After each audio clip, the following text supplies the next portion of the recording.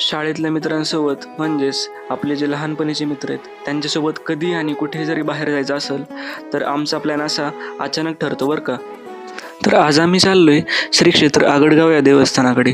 तर हे देवस्थान अहिल्यानगरपासून 20 ते 25 किलोमीटरच्या अंतरावरती आहे आणि दुपारच्या वेळेस शेळ्या असं चारा खाताना दिसल्या. असा निसर्गाचा आनंद घेत घेत फायनली आम्ही आलोय आगडगाव देवस्थानाच्या मंदिरामध्ये. तर हे आहे काळभैरवनाथ आणि जोगेश्वरी मातेचं मुख्य मंदिर. तर मंदिरामध्ये जाऊन आम्ही दर्शन घेतलं. या मंदिरावर कुठेही शिलालेख नाही, तर हे मंदिर मोठे दगड आणि शेळ्यांनी बांधलेले आहे.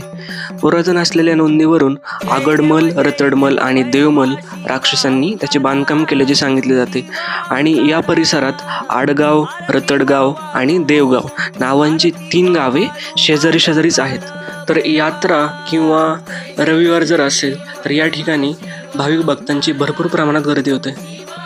तसेच या ठिकाणी प्रत्येक रविवारी आमटी भाकरीचा महाप्रसाद असतो.